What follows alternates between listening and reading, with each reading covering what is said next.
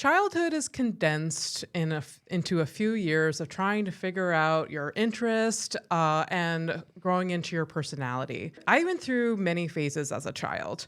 I was a weird, nervous child, so I spent a lot of time trying to fit in and doing things that seemed quote unquote cool. My parents never really forced me to try certain activities, but they were very adamant that I didn't stay inside all day and watch TV, which low-key, as a young kid, I wanted to do the most. I would speak up and be like, hey, I want to try blah. My mom would be like, okay, and I would try it, get nervous, or hate it and give up. My mom would not force me to stick with it. She would just be like, fine, and we would move on with our lives.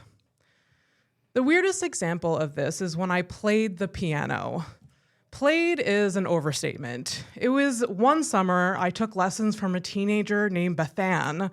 It was so strange to me that a 15-year-old basically ran a business and taught piano. But from what I remember, she was very reputable. She was 15 years old. When I told my mom I wanted to start playing piano or taking piano lessons, she told my dad. Soon after, my dad bought an old, out-of-tune piano from an elderly man that lived 2 blocks away from our house. My dad drove his forklift over, picked up the 300-pound piano, and drove it back to our house where he positioned it in our dining room. This all happened before I had a single piano lesson. They were either incredibly dumb or had the most amount of confidence in me. Bethan's home had a very distinct smell to it. And that, my friend, is the majority of what I remember about learning how to play the piano. The teenage teacher was very nice and taught me scales every week for many weeks. She would teach me something, I would leave and not touch a piano until the next time I saw her. Practicing was not a concept that I understood or did. That out-of-tune piano sat in our dining room untouched as I went back and forth to lessons every week, and I eventually decided not to continue. I quit because after 12 weeks of lessons, I still didn't know how to play a song. Shocker. My mom called Bethan and told her that I was not coming back. They didn't fight my decision, and they were like, okay, that's fine. I think my mom was just relieved that she didn't have to drive me somewhere once a week, which is insanity because there was a 300-pound piano in her house.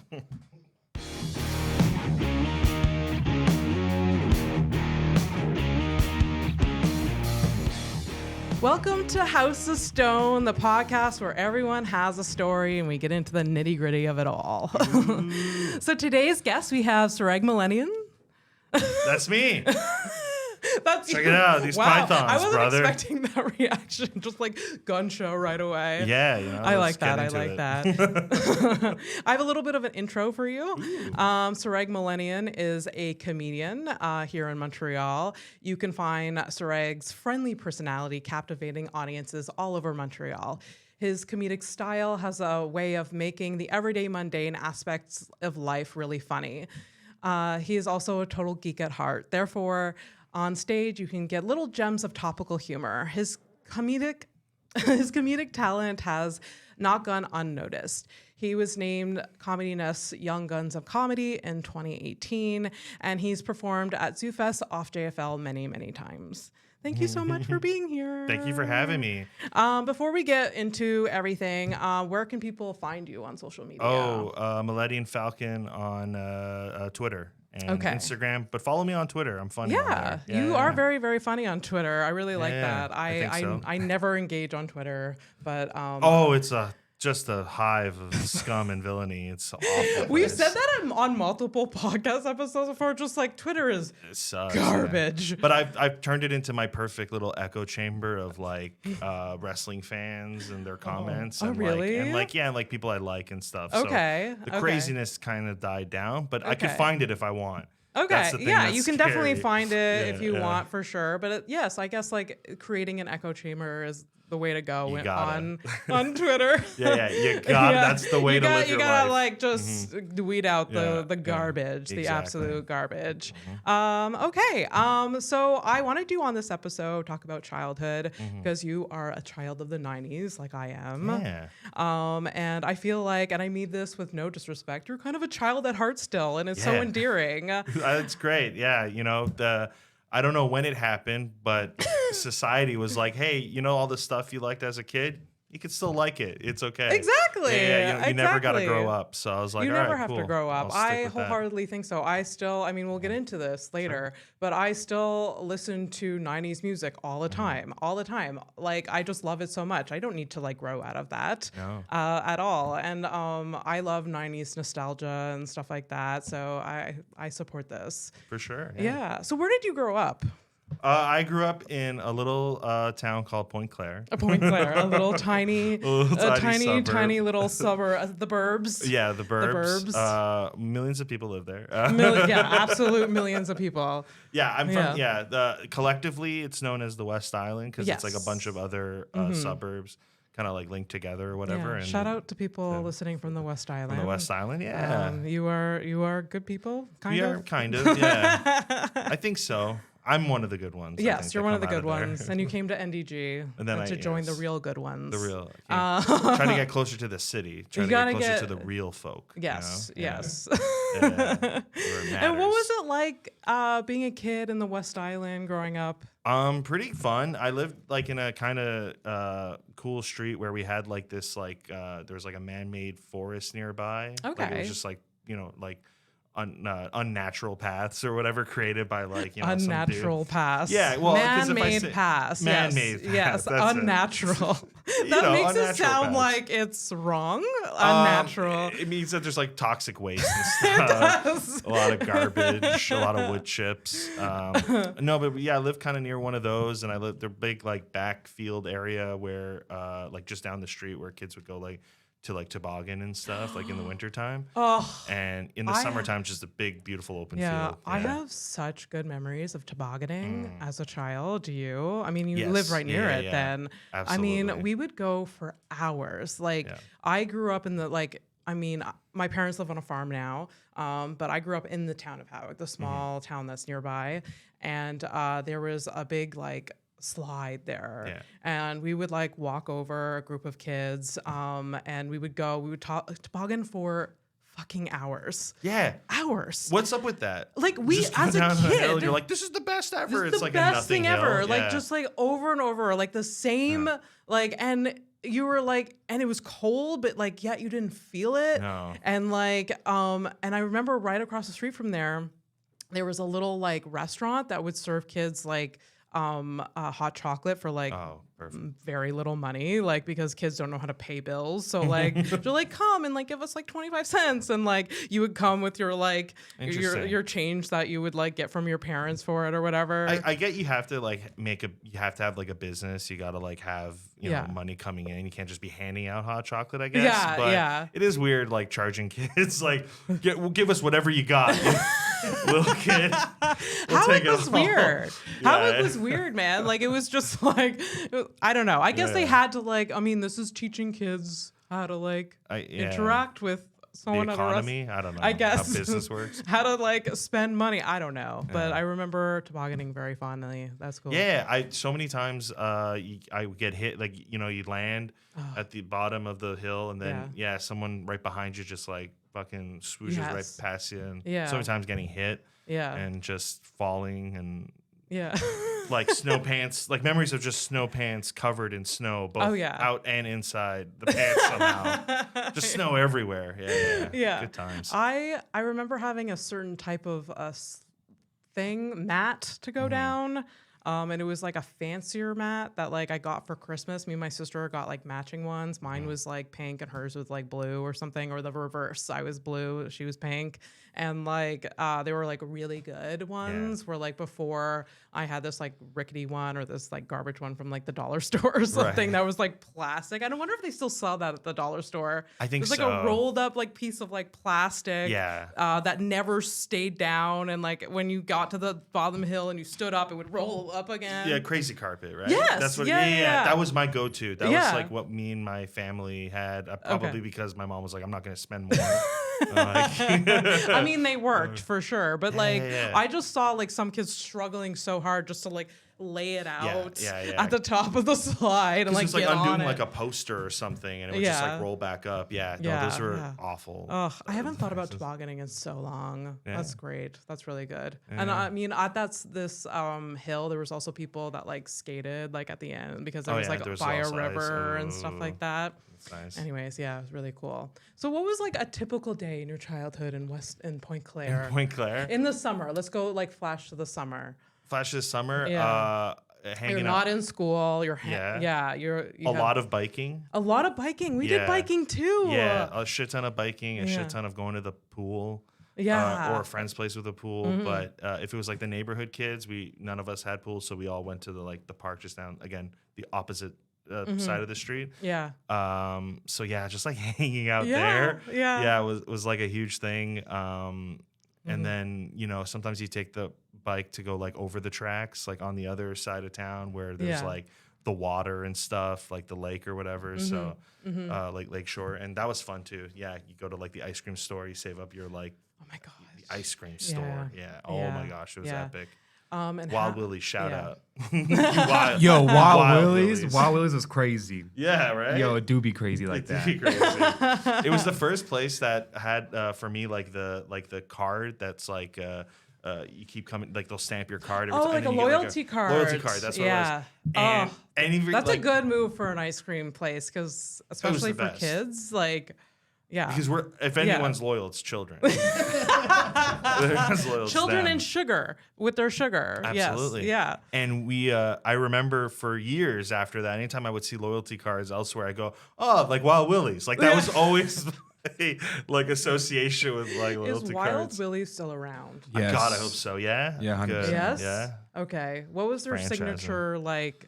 Cone? Did they have one? I know they had like this crazy thing. They would put like ice cream in like a safari hat. The King Kong. It's the King Kong. That's what it was. Thank you, Zach. You didn't even grow up in the West Island, did you? Yeah, but I like ice cream. Like we talked about, it's a good ice cream. So you knew the spots. You knew the spots. Yeah, okay. and they would, and you get it because you're with your friends, and then they take a picture of you if you like finish it, and they put it on their wall and stuff. Oh my god! And then that's so funny. And then I would imagine parents would see that and go, well, "Take that picture off." I don't want some guy looking at my son. I think if there was an ice cream shop that did that in Howick, my dad would be so proud if I was on the wall. On the wall, yeah. Right. Especially for eating ice cream, like his favorite thing in the world. Yeah. Like, oh my god, it would be like he would still brag about it. He knows nothing about my life now, but he would still say like, Abby used to be on the wall at the ice cream shop. That's what he would brag about. Yeah. Howick didn't have an ice cream shop, but we did have like a solid depanneur that had like lots of treats.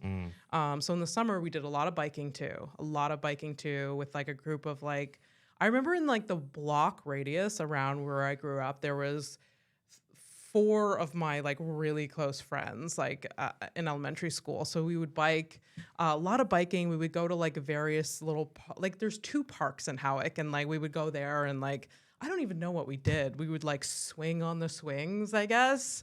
I don't know. Like it's just, I guess, I don't know. But my parents did have a pool. We were that family with a pool. Yeah, hell yeah. So in the summer there was like often like 20 kids in our pool, and my parents had a trampoline. We were always jealous of that. We were them. We were them. I did not give a shit. Like I take it or leave it with a pool. Yeah. But I always just wanted a friend with a trampoline. The trampoline. I remember the day where I was like, if my dad doesn't get us a trampoline, I will die. I will die.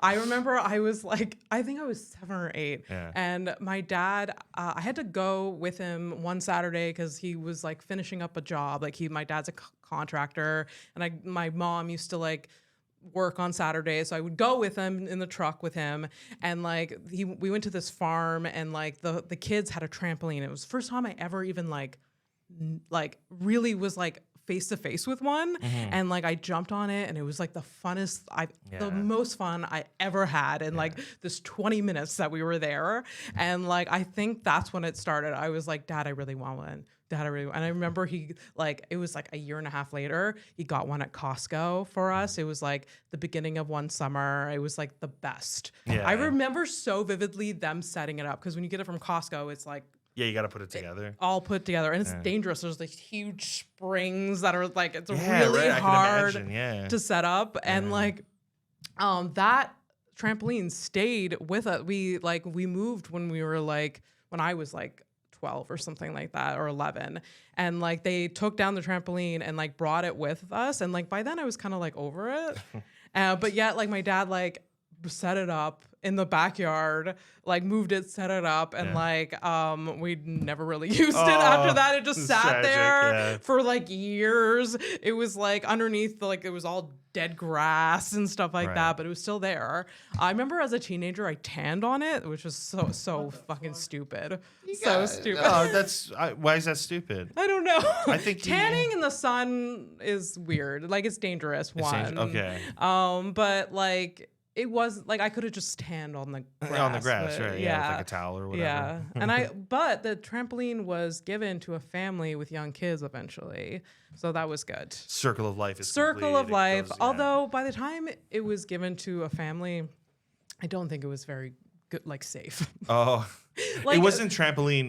Was it legal or whatever? The trampolines they sell now have like these walls, right? Yeah, these protective mesh things. Mine, none of that. Pure metal. Pure metal and whatever tarp that trampoline is made of. And like, it came with like a thing that went around where the springs are. That thing, I don't know where that existed. Your dad was like, they don't need this. Like, he probably I think it was there for the first like 3 months of us owning it, and then I have no idea where that does. Like, this is just like, I don't know. You mentioned the piano earlier, and how you guys you didn't really use it or whatever, and then with the trampoline and all that. Like, is there anything else like where you wanted it really bad, or just like your parents got it, like, oh, maybe they'll like this thing, and just like you never touched it, or you never like. Oh gosh, that's a good question. Yeah. I mean, I got into a lot of different things but like an actual item. Like, I remember getting like those little scooters as a kid. You know, those scooters that you just like, you kind of pedal. Regular. And like, I guess my parents thought it was a good idea. A lot of kids had them, and I was just like, this requires a lot of work to like maneuver. So no, I've never got into that. What about the horse? What about the horse? The horse? Yeah. I heard horse. Oh my God. That was like when I went, sorry, I just like coughed disgustingly into the microphone. No, but do it again, because I don't think they caught it, and they will have it first. I actually like really need water. I should have asked Poseidon for water. Can you give me some? God of water. Yeah, so I was really into horses as a kid. Really into horses. I took horseback riding lessons. It was kind of another thing that like I took lessons and then gave up. Yeah. But then we moved to a farm, and then my parents bought a horse. Wow. It was a terrible horse. Oh. It was like, I can't express to you how terrible this horse was. Like, I have a bit about it, or I think I don't even know if I've said it on stage before. But like, this horse, like, horses cost a lot of money. My dad bought this horse for $100. Oh no! You gotta spend money on a horse. That's insane. That horse was gonna die tomorrow, or this horse was bad. This horse was so bad. God. I can't express to you. Like, it was. Yeah, really shitty. It cost. Yes, it was old. And it was hungry for the flesh of two little blonde children. Yeah. That's part of the bit. I'm just like, yes, it was. You should spend more. At least $3,000 on a horse. At least. Yeah, I don't even know how much a horse costs, but just $100, I'd be like, ew. I think they send that back. Yeah, I think they range from like 10,000 up. Some of them are like, purebred, blah blah blah. Right. No, it was like a mix between a pony and a horse. It was very old when we got it, and it was just not a nice horse. So that was definitely an example. I wasn't really a kid. I guess I was still a kid. I was like a teenager when we got it, or young like a tween or whatever. Oh, perfect age. Yeah. But like we moved to this farm and like we got a puppy and like so that was all fun. And then like I don't know, in my head I was like, I need a horse if I live on a farm now. I used to love horses. And like his name was Toby. Came into our lives. Oh my God. And that's $100 name if I ever heard one. So jeez. Yeah. What were things that like your parents got you that like it just didn't stick? The list goes on and on. Yeah. I can remember, you know, like I always wanted to play guitar. They never got me a guitar. They were like I don't know why. I have no idea. They weren't like Christian or anything. They weren't like, it's the devil's music. They just didn't get me a guitar. And I remember I wanted to play like saxophone then, I guess. I was like, I guess I'll just do saxophone. And they were like, okay. And then a music teacher was like, well, it's better they learn clarinet first instead of saxophone. Okay. I don't know why. It's like easier to transition from one to the other. I feel like, you know, if you're just starting out, who cares, right? You know, just give them the instrument that they want. Like, yeah, why not? Like they're gonna put less passion into it if they don't like the thing. Yeah, like if you want to learn guitar, they're not like, hey, start with a banjo or a ukulele or whatever. Yeah. I'm sure those are harder to play, but like it's just I don't know. It doesn't make any sense. Clarinet. So Maybe they just didn't have a saxophone on hand, so they were like, this is just as good. I think we went to like an all clarinet like place. I was like, I not like looking back at, you know, like it must have been like the clarinet store. Isn't like a saxophone like thousands of dollars? I can't imagine a clarinet is much. Like cheaper. I mean, maybe like a clarinet is just like it's a metal tube with holes in it, but like a saxophone. You're thinking of a recorder. No, well, like you're talking about like a clarinet, like what Squidward has. Yeah. Well, it's got like stuff like a saxophone. It's got like keys and stuff. Like, yeah, but it's like, not as okay. Yeah. Actually, I don't know anything about saxophones. Well, I feel like they're both. I'm sure clarinets are cheaper, but it's not like. I have no idea. I can't imagine it being much cheaper. Yeah. A saxophone is an interesting choice that you wanted. I think I was just like, well, varies horns. 80s pop music, Yeah. R&B, and like. I think I probably liked ska at that point. I was like, 8 or whatever, and I was like, yeah. You don't hear a saxophone in music anymore. No, not really. No. I mean, maybe they do. Sometimes there was for a few years, horns were making a comeback in rap music. I feel like. Oh, really? I don't know. I don't. Yeah. There was a resurgence. I just heard it in. Yeah, it was a lot in the RTJ3 album. Anyway, I have some saxophone prices. Thank you. Oh my God. That's why we have Zach. Let me just compare them: saxophone versus clarinet. There we go. Okay, so they're so beautiful though. They are really cool. It's definitely a huge difference though from that clarinet. That's $87, and the saxophone that's like $3,000. Holy crap! Yeah. Okay. Wow. Look at that. I mean, instruments are very, very expensive. Yeah. That's the price of a horse. Yeah, I mean, yes, it's the same sort of. I feel like every child in elementary school had a recorder. That was our first. That was the thing. Yeah. First instrument always was a recorder, and you learned how to play. What was it like? What is that? The recorder? Recorder is like it's like a flute, but downwards. Okay, give me a second. It's just holes. There's no like. It's called a recruiter? A recorder, or maybe there's a different word for it. Well, I went to a French school. This is calling this a flute. Yeah, because in French school they called it a flute. I don't know if you went to. Did you go to French school? Yeah, I know in Spanish. Yeah. Okay, yeah. So every child, it was a requirement, and from the 80s to maybe now, I don't know. I don't know what school is like anymore. I'm I don't know far removed from any kind of school. I wonder what it's like. I hear people talk about semesters and I'll hear like whispers, like if you're walking by whispers of semesters, whispers of things, and I'm like so far removed from jargon that of shit. semester. Yeah. I saw somebody with an agenda, like on the bus or whatever, and like I was like. Remember that? Like, remember an agenda, right? Like do homework. You guys ever see one of these? Do homework. What is this called? A melodica. It's like a breathalyzer. Oh, okay. We had this. This was only for the grade 6 kids. Yeah. Oh, really? You They guys sell, had that? like- What kind of weird fucking school did you go to that had that as an It's instrument? LaSalle. It's like it's a whole different. That's so funny. Every kid at that school came out looking like Weird Al. I mean, Fisher Price, I think, made a version of this. Didn't Mike go to LaSalle School? Yeah, So he yeah. played a They went to melodica? the same school at So one. he played a melodica too. Maybe. That's so funny. Is that did they really have many kids playing this? Yeah, in yeah, your yeah. school? Only a few kids were selected to play it though. Only a few selected. Because like it was like I think we had like xylophones. That was like the first one. Okay. Then like there was we didn't really go into recorders too much, but I remember the melodica was kind of like the crown jewel, of like the instruments as a kid.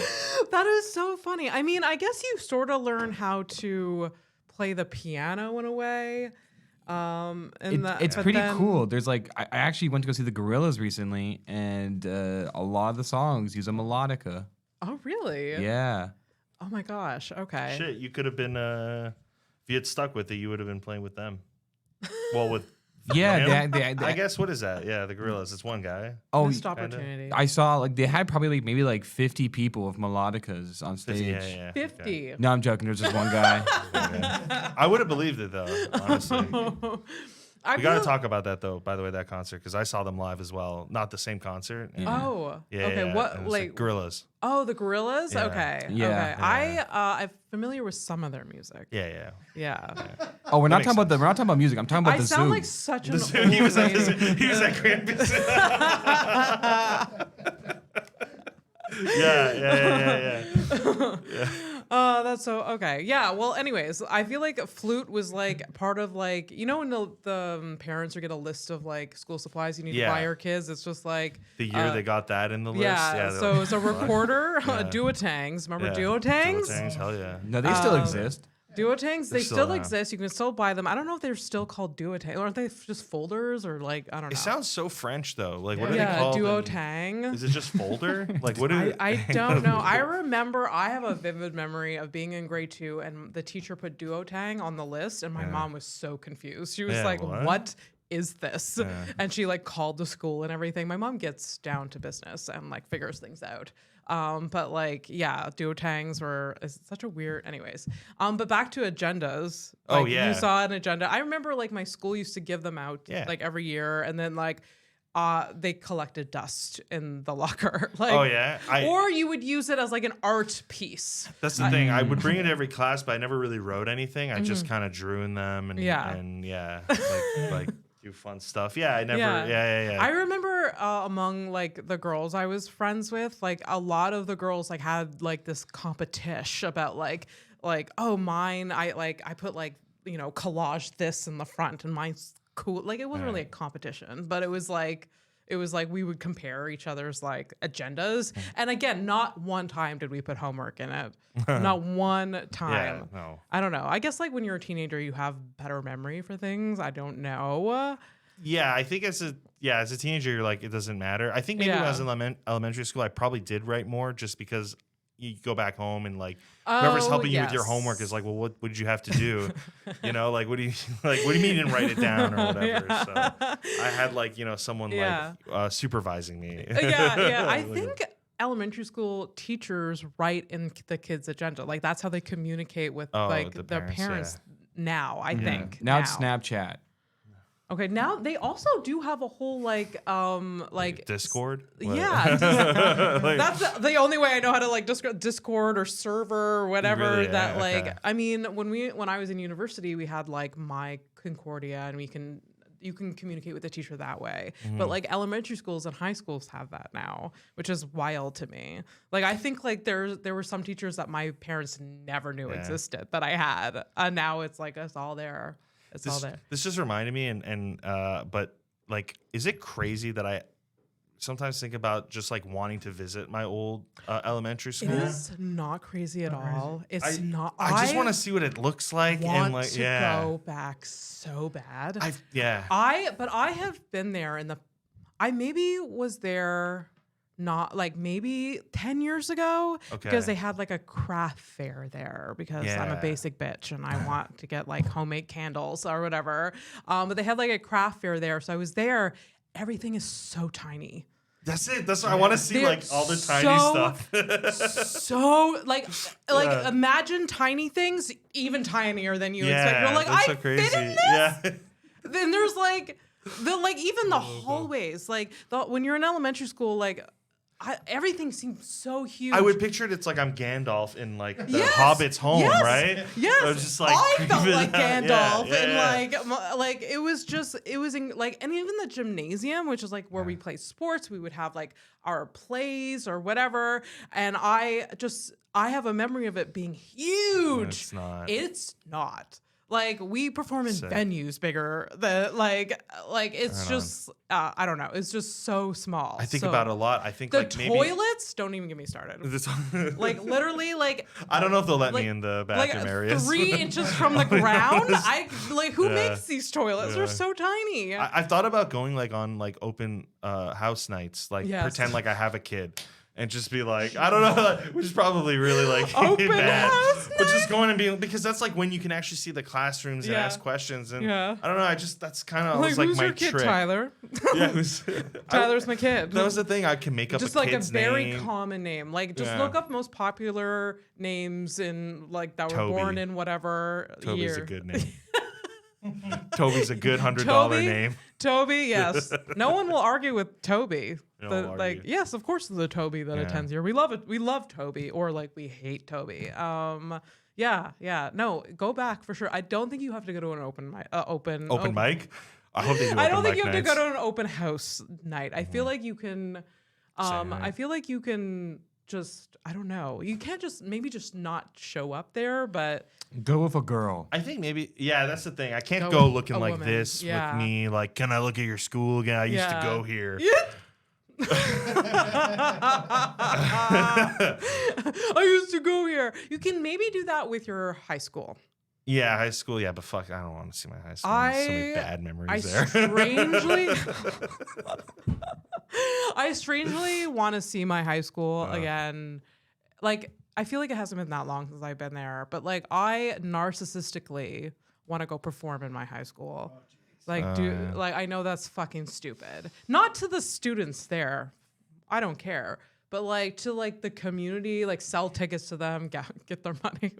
I don't know. I like kind of oddly want to do that. Yeah. I don't know. This is weird, but no, it's totally. I kind of get that vibe. I would do it if like people I knew were still there, maybe. Yeah. Be like, but all those nobody's still going to that school anymore, like that I knew, and I don't know if teachers are still there. So no, like obviously, no one I know is going to that school. Yeah. Maybe some of the same teachers worked there. I don't know. But yes, going back to your elementary school is wild. Yeah. Like it's so like I 100% recommend. It's so weird. It's so weird. It's still there, man. It's still like close to where my mom lives and stuff. Like I should just go there. Yeah. Yeah. I'll just hang out by the fence, see what happens. Just see what happens. Just test the waters. Yeah. Oh my God. You guys go to a high school that like a teacher taught like 3 generations of a family? Oh my gosh. Yeah. Yeah. And it wasn't because the teacher was old. It's just because my school was really ghetto. Yeah, right. Like teen pregnancy, basically at one time like every like person in that family attended the school with their mother inside of them essentially. Oh, okay. Yeah, it might be on the 4th one right now actually. Like if you think of like that was like how old am I? Maybe like within a few years they're gonna be on like the 4th gen or something. Yeah. I mean my high school there were teachers there that they were very close to retirement that like taught my mother and father. They remember my mother and father. And like that's just a common thing because we grew up there was only one high school in like a 45-minute radius or whatever. So that but 3 generations, that's an accomplishment. That's intense. That's an accomplishment. I don't know for who, the teacher or the the family. No one wins. No one's a winner. No one wins. So back to being a child in the 90s. Goo goo gaga. Yeah. Sorry, I was just getting character. Get back into character. Picture the 90s. What was one of your favorite nostalgic 90s nostalgia? Like, do you have something that you remember or that pops out of you about being in the 90s? Like video stores, like going to like a fuck me up. Yeah, like maybe not like we had a Blockbusters, but it wasn't like near our neighborhood. We had what was called Video Vision. Like suburbs or small towns didn't have Blockbusters. We did have one. It was just like further not away. In our. It was in like Dollart or whatever. More expensive, I would imagine, than like your corner store videos. And every dep near us had like a video rental section. Yes. Yeah. And those were the best because they never kept track of like I had movies for years. Returns, they don't know them. I had a rental copy of Like Mike for you don't even want to know how long I had it for. There's only rental copies of Like Mike. Like Mike, yeah. That's true. They're like, I don't know why we have to keep buying Like Mike. But video store stuff, and I see there's like on the internet now. There's so many people that like do like miniatures and like video like displays, right? Yeah. And they'll do like the video store display, yeah, and like these little tiny versions of like game boxes and video VHS tapes. And that fucks me up when I see that. I'm like, oh my God, I want to get emotional. Yeah, I want to like just transport back. Like my eyes roll back and I just start going back to that time or whatever. I can 100% relate. Like I have like one of my best memories of a child is going to Roy's, which is where the video store was. It wasn't just some guy named Roy. Roy's. It was a guy named Roy. But it was his house. That's what I meant. Sorry. You know what's even funnier about that comment is that when Roy's shut down, Kathy just started renting movies out of her house in Howick. I am not making this up. Wow. Well, they were starved for entertainment. They were like she saw an opportunity because they didn't have a movie store anymore, and she made it happen. Hell yeah! And it was literally out of her front porch. Wow. She like had she got these display shelves. And probably from Roy's. It was going out of business. Yeah. Everything must go. Yeah. But I have such good memories of Roy's. It was like at the other side of town. I mean, Howick is small, so it's like a minute away. Other side of town, and we would go in, and there was like these. It was literally like it was small, like 3 little rows, and then at the far corner, it was the porno section. Wait, yes. Yeah. Oh, so one-fourth of this place was a porno store? Dude, no, video stores had porn. I know, but like you're saying there was 3 rows, and then 1/4 of the store was exactly. porn. Yeah. I'm not. Yes, one like so like the new releases, the kids when you walk in, the kids section was there, the new releases was there, and then there was these rows of like older movies, and then like at the far corner there was like the porn section, which with the classic doors. Saloon doors. The we had them saloon too. doors, classic doors, like very distinct sound. And I have such good. At least once every second time, I would like sneak a peek in the porn section, just like that. I never once did. I was always so scared though to like do it. I know. I always wanted to. So it wasn't the Video Vision that I was talking about, but another. It was the Point Claire video store. It was in this mall. Okay. And this little strip mall in Point Claire, and we would. They had the porn section. They had the adult neon sign, and just you would like be so mesmerized about like, oh, what's behind those doors, you know? And I never went by there. I was always just like, oh, I don't know, maybe they'll catch me. And then I'm a teenager or whatever. Yeah. I've seen porn at this point. Yeah. I've seen boobies. I don't even care. I've seen it all, man. But I'm still like so interested with like what's behind that, and like I really wanted to go. So I started working at a hobby store in that same mall. Okay. Yeah. That was like I always say it's like a pawn shop, but it wasn't really a pawn shop. It was more like Friday Night Magic type shit. Is this the strip mall that's like right off the train station? Yeah, right off the 20. Plaza Point Claire. I've been to that. I've been to that hobby store. Yes. Yeah. Yes. Oh no, not Ted's. Actually, anyway, it doesn't matter. Because there was actually 2 hobby stores in there. One of them was an actual hobby store. I'm sorry, I offended you. It's just like it's like collectibles. That's what we call it. It's like coins and stamps and shit. Okay. Don John? And it's more like a pawn shop. Yeah. Okay. Remember that, Don John? Yeah, it wasn't there though. That's not where I worked. Yeah, but I know what you're talking about. Don't show. But when I started working there, my buddy, one of my best friends at the time, he worked at the video store upstairs. Okay. So it was so awesome. After after working a shift or whatever, I'm like 14, totally underage, shouldn't have been working there. But done my shift or whatever, I'd go up to his place to the video store. Yes. He'd have the slushy machine, and he'd make me like a slushy, and we'd just hang out at the video So store. good, so good. But I was like, hey man, can I go by the, I want to look at the porn section. He's like, yeah, absolutely. Who cares, right? Yeah. I was like, all right, cool. Yeah, I'm gonna do that. And I'm like kind of nervous, like, why are you sweating? And he's like, but he kind of set me up. He's like, it's not what you think. And I'm really not what you think. And I'm thinking it's gonna be like literally like the same size of the store we were just in right now, like an upside down version. The saloon doors make it seem so much more dramatic, or like it like there's the illusion that you create in your mind. Yeah. That what you're walking into, but it's literally like one wall. It was a closet. It was like 3 walls of porn that I could just like this basically. Yeah.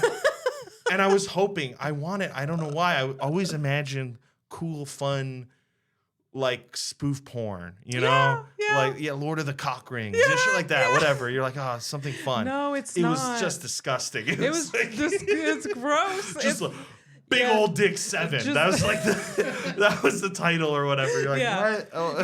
Big Old Dick 7. You have to see Big Old Dick 6 before 7, or you'll lose. You'll never understand. You'll never understand. But that really true, crushed though. me. Yeah, that really broke my soul. Yeah, I when as a teenager did work in a video store. Okay.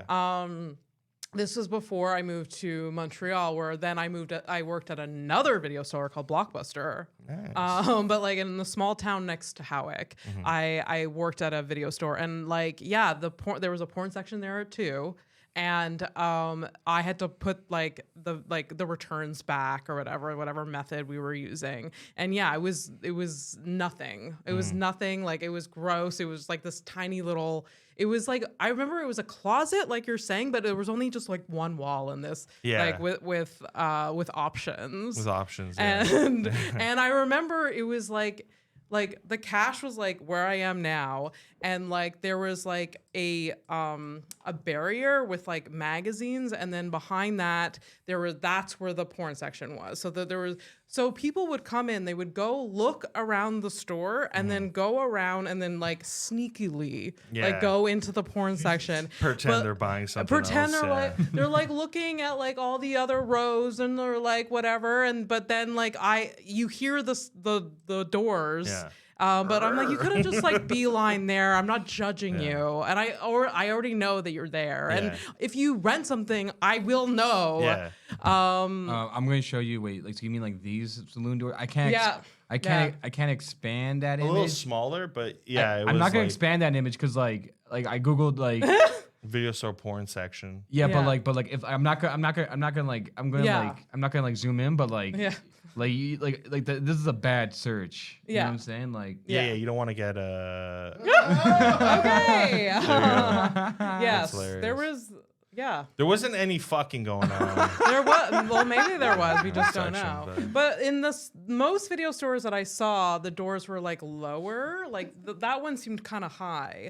Yeah. It started like here, but like it was like legit like in the middle, very small doors though. Yeah. Mm-hmm. I mean, video stores are good memories from the 90s. I don't think kids will understand. Well, obviously they won't understand or never like experience that like level of excitement on a Saturday or a Friday. Like my tradition Fridays. with my family was a Saturday. Yeah. We would have pizza, and then we would go to Roy's to rent a movie. Hell yeah. And go to Ray's for the pizza, go to Roy's for the videos. Yeah.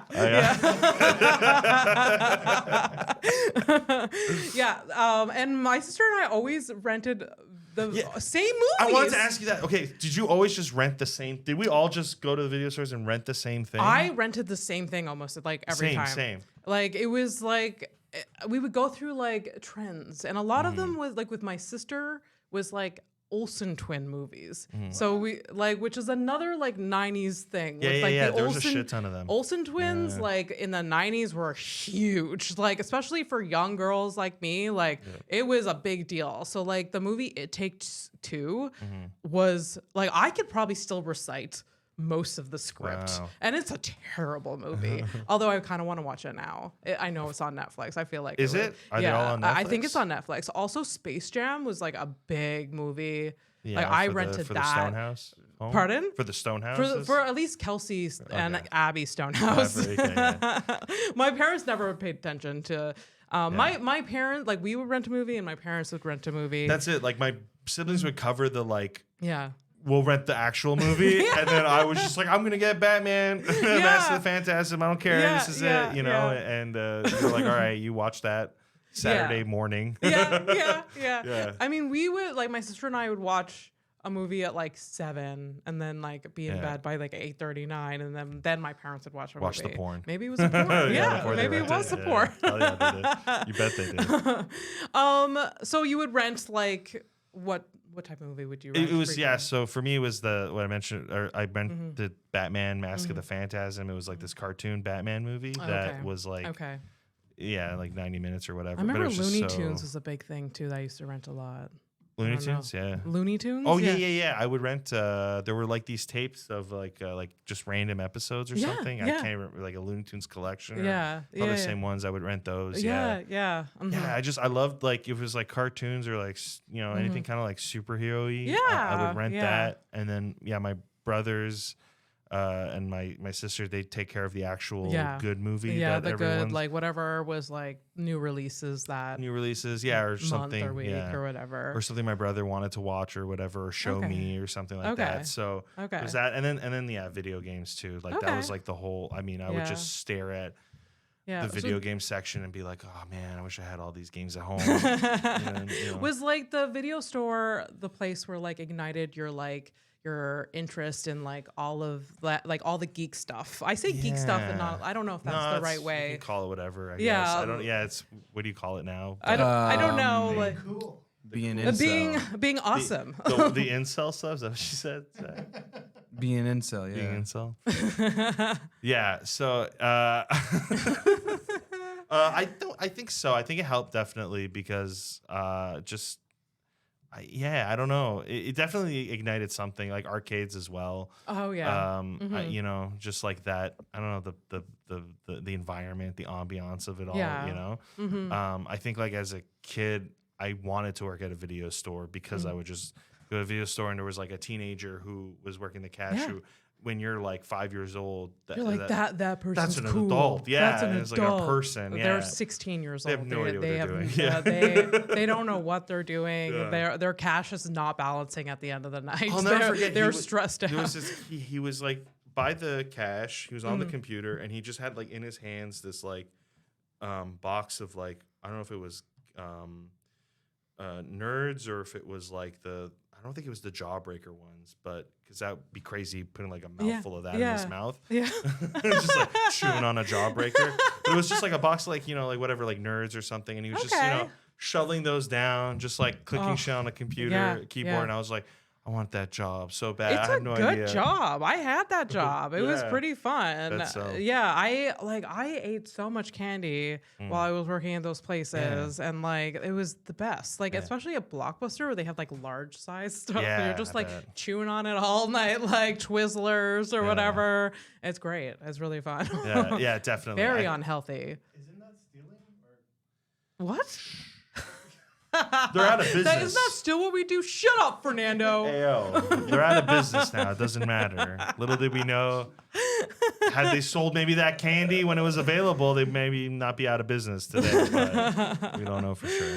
Well, this was great to chat about our childhood and stuff. We do have to like wrap up soon with. I'm super fucking sad about. Yeah, I feel like we just got into. We just got into it. Yeah, I'm sorry. No, it's not your fault. But I want it before we wrap up. I want to talk about comedy a little bit. Cool, you've been at it for about 8 years now. That. 8, yeah. Yeah. Do you remember what got you into it? Oh man, I don't know. I think it was a series of things. But the short end of it is like I wanted to do. I was in theater as a young kid. I think I was like 8 or 9 when I started doing like like a youth theater thing. Nice, yeah. And it just kind of.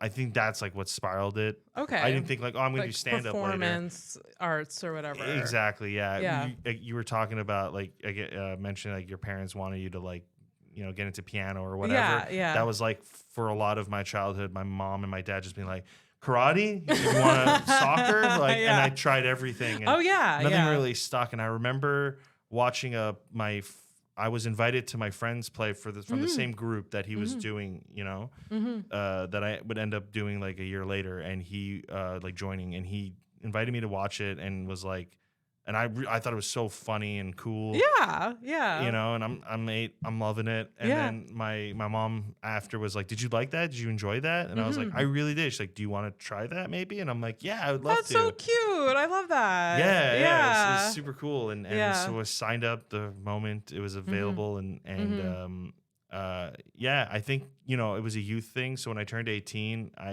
they were like, "Okay, can't do this anymore. You can't stay here. You can't stay here. Love the work you've done. Get the fuck out." Yeah.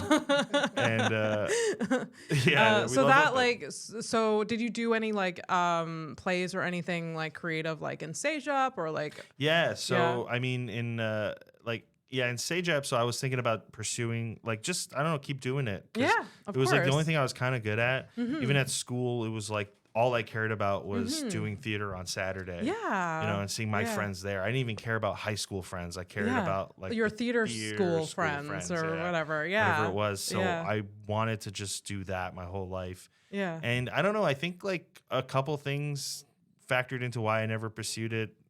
A lot of just I remember like somebody was a year ahead of me already in CJEP in the theater program telling me about it. Okay. And it was immediately just gossip.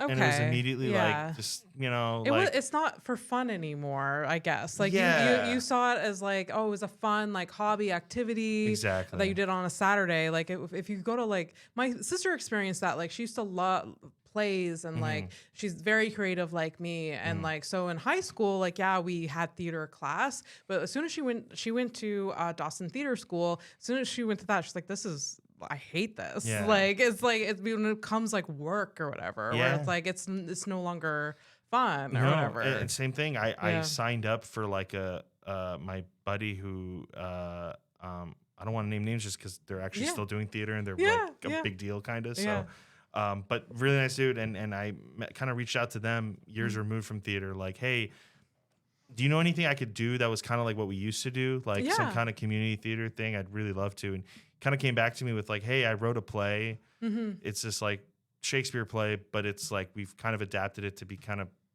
apocalyptic or whatever. Okay. I know exactly the play you're talking about. Anyway, so he was like, do you want to be in it? I have like a small part. I was like, oh, cool. Yeah, whatever. And it turns out I was like, like guard number 2, which is fine. I wasn't like, oh, how dare you give me. But I remember like getting guard number 2 and feeling like you could have just made guard number 1, guard number 2, and I would have been on my way. Like, like it was an easy part thing, but I had so much trouble like doing all this, like the minor Shakespeare dialogue that I had. I was like, it was just, I wasn't doing it right. I felt really stupid, and there were all these like really serious theater people around me. And I'm here going like, what does this mean? Like, what am I trying to say? And as an actor, you don't want to be like, give me the line read, like just tell me how to say it. But I was so frustrated. I was like, just tell me what you fucking want, man. Because but I remember we did this like it was like a rehearsal before the show, like a dress rehearsal like a week before. And the director or whatever was like, hey, let's do a thing where we're all our characters right now and just interact as our characters. Let's build like a backstory and all that. Yeah. I'm like, my character is guard number 2. Yeah. What backstory? What are you talking about? What am I supposed to do? I was so confused by it. And like I went to security guard school. Yeah. In it was 1975 or and it did not help that 18 whatever, I don't know.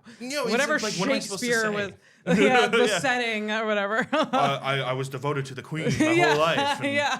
And I remember my you're doing the thing. I'm doing the thing. Yeah. That's literally what she asked you to do, dog. Yeah. I know, but I can see you like hitting barriers because you're not connecting with like the environment and like the people and like your character. It didn't help that also, I did feel like I wasn't part of a theater, these theater folk. Yeah. And they can be very cliquey. It felt a bit like that. Yeah. And it wasn't like, it was probably my fault too. I probably felt weird. Like I was like, I mean, you were very young too. Like, so. Yeah, I was like 19 maybe. Yeah. And and I remember the guard number 1 guy was like, he had the backstory ready. He was so into it.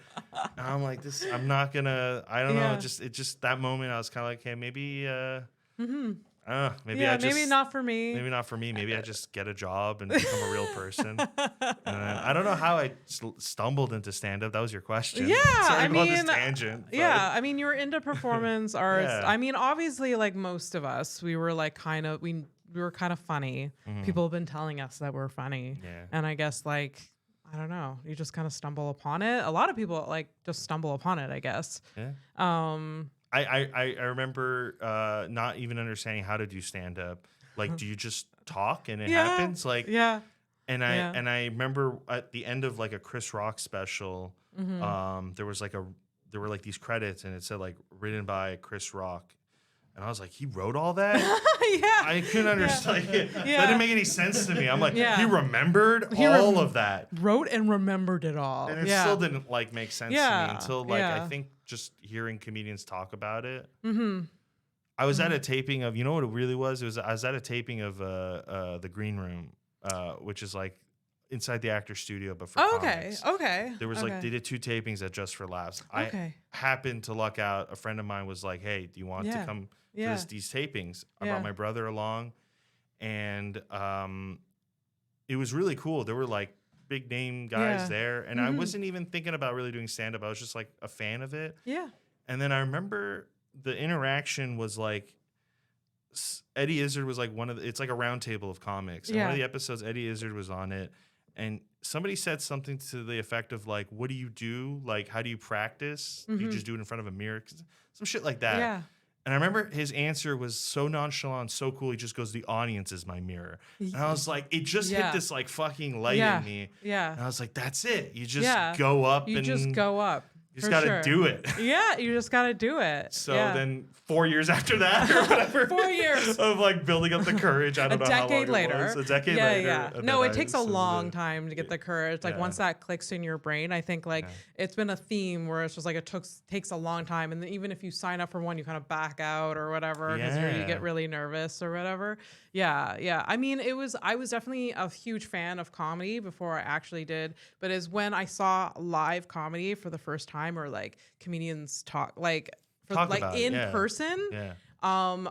That's when it was just like, I have to do this. I need to be part of this. And it's just something clicked in my brain. Which is great because I don't know if people like that or us end up doing stand-up without like that world. Yeah. But it also opens up a whole new realm of comedians who watch shit like that and go, I could do it too. And they absolutely suck. Yeah. They do not leave the comedy world whatsoever. Do not leave. No, they do not leave. They do not realize what it is what they're doing wrong or whatever. But anyway. Totally. But I feel like that's like the minority. Yeah, of, I guess like, so. Of all of us. Like I feel like there's a lot of us that are like definitely very talented, for sure. Especially in this scene. Like I don't know about other scenes. I'm just so passionate about stand-up. I'm so like, like I feel like.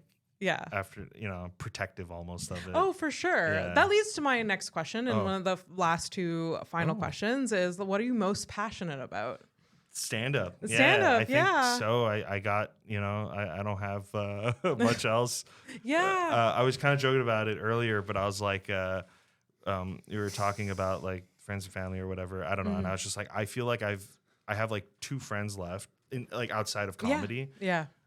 Everyone else has moved on, we don't tie or whatever it is. Yeah. I missed a lot of, and even with family, we're still kind of tight, but it feels like I've missed out on a lot of things. Because of stand-up? Yeah. And now at this point, it's like, I have to do it because like, or I'm going to look like an asshole. If, like, it doesn't work out at this point. I have hurt and disappointed so many people. I have to commit to this. I have to. Yeah. Yeah. No, I get it. It's like, pretty real. Like I'm just super.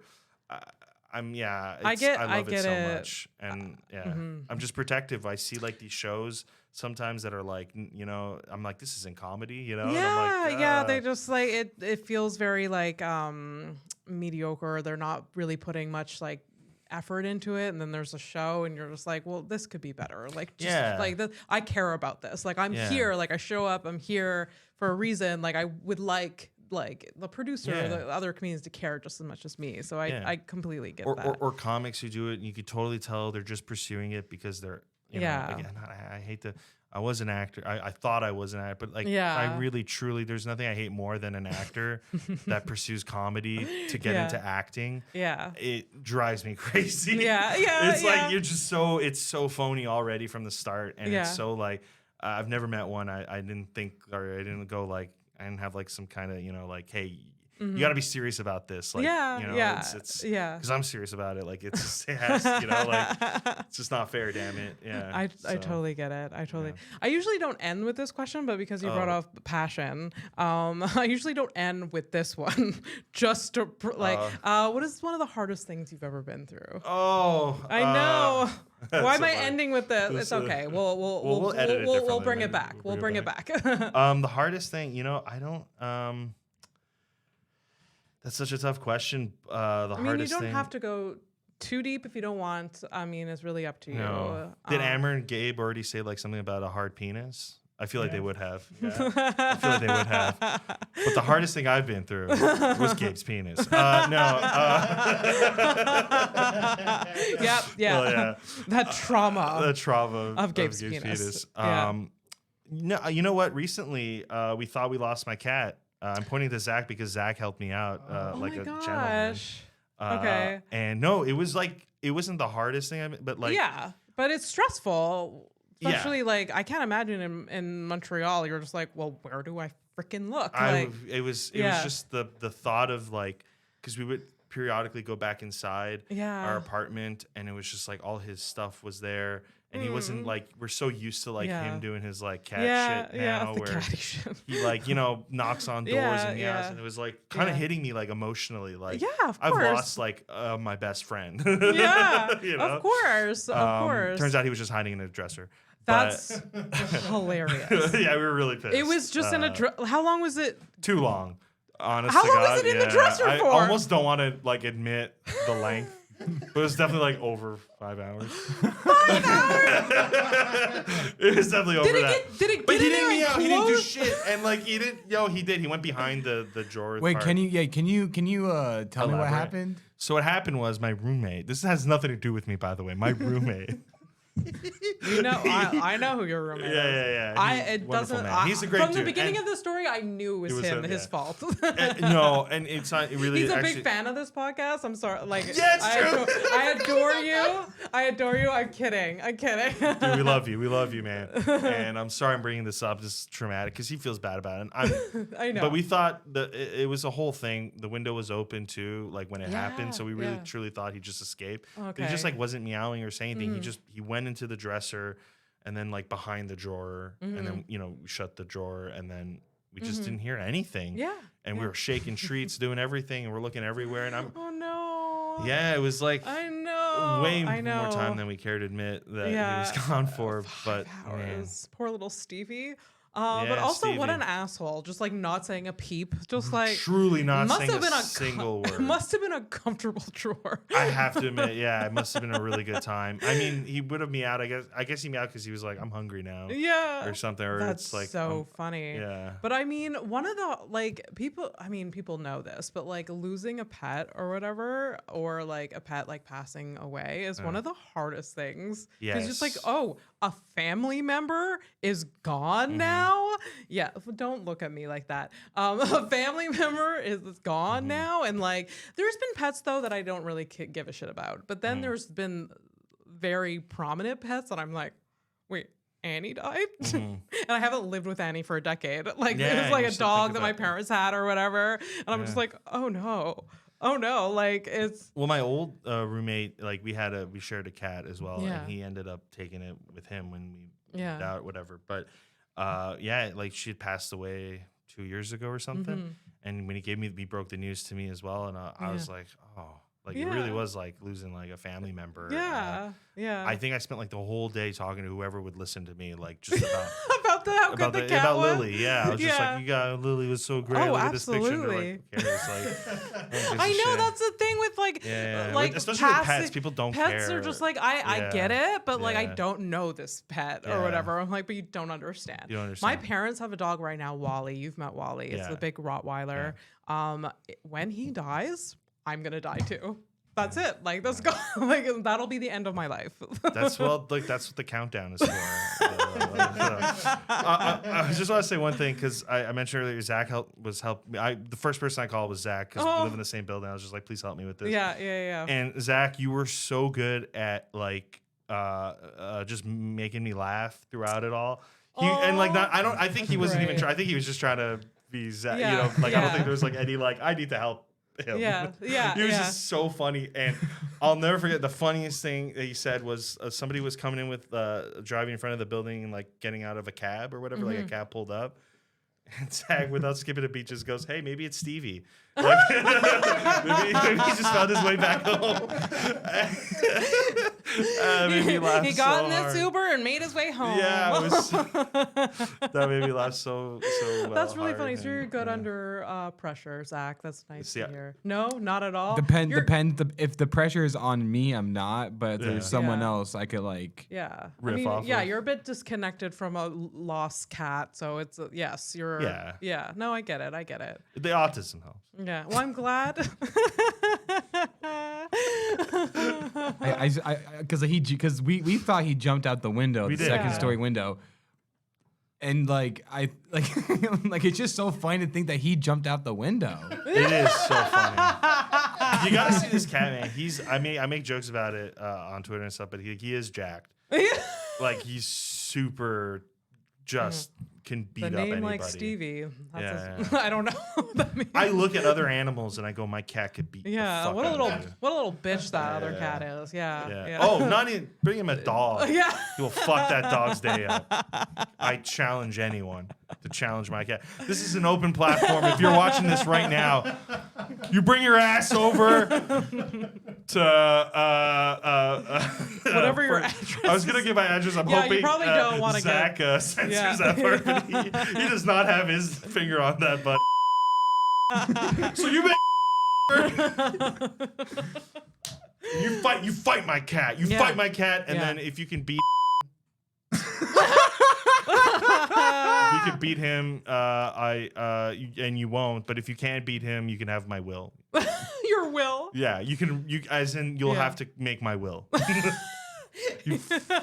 You'll win making my will. You'll win making my will. Full freedom of making my will. That deteriorated so fast, that promo. I'm so sorry. It's fine. I loved it. It was perfect.